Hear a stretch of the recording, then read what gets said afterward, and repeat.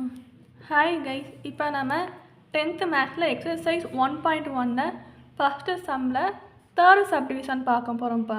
So third subdivision என்ன கொடுத்துருக்காங்கன்னா A=m, n, பியோட வேல்யூ பைப்பா. இது வந்து பைன்னு ஒரு சிம்பிள் கொடுத்துருக்காங்க. ஸோ இதை யூஸ் பண்ணி நம்ம வந்து கொஸ்டினில் கேட்ட மாதிரி A × B, A × C and B × A. So இந்த மூணுமே ஃபைண்டு பண்ண போகிறோம். ஸோ இதோட சொல்யூஷன் என்னன்னு பார்ப்போம் வாங்க. ஸோ இதை சொல்யூஷன் நீங்கள் எழுதியிருக்கேன்ப்பா.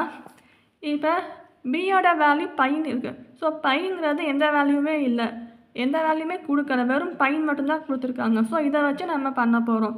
ஸோ A × B ஃபஸ்ட்டு கேட்டிருக்காங்க. ஸோ A × Bங்கிறது என்னது? ஏயோட வேல்யூ மொதல் எழுதணும், m, n. இந்த m, n கொஸ்டினில் இருக்கா, இதை அப்படியே எழுதணும்ப்பா.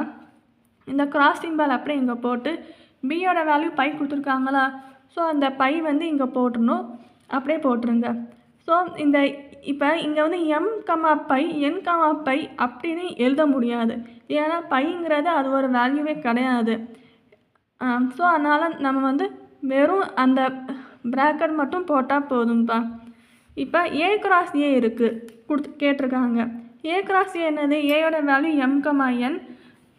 ஸோ அந்த m, n இங்கே எழுதணும், கிராஸ் போட்டு திருப்பி இதே ஏயோட வேல்யூ இங்கே m, n எழுதணும். ஸோ இப்போ m, n, அப்புறம் n, ஸோ இந்த 4 வேல்யூமே எழுதுகிறோம். இப்போ இதுதான் ஆன்சர். அப்புறம் அடுத்து என்ன கேட்டிருக்காங்க? B × A கேட்டிருக்காங்க. இப்போ பியோட வேல்யூ என்னது? பைன்னு இருக்கா. ஸோ இந்த பை தான் இங்கே மொதல் போட்டணும். ஃபஸ்ட்டு B இருக்குது, அதனால் இங்கே பின்னு பையோட வேல்யூ போடுறோம்ப்பா. ஸோ இந்த கிராஸ் சிம்பிள் போட்டோம். அதுக்கப்புறம் இங்கே m, n ஏயோட வேல்யூ இருக்குல்லப்பா. ஸோ அந்த ஏயோட வேல்யூ இங்கே போட்டுடுறோம்ப்பா. மொதல் பியோட வேல்யூ பை போடுறோம், கிராஸ் போட்டு ஏயோட வேல்யூ என்ன கொடுத்துருக்காங்க? m, n கொடுத்துருக்காங்க.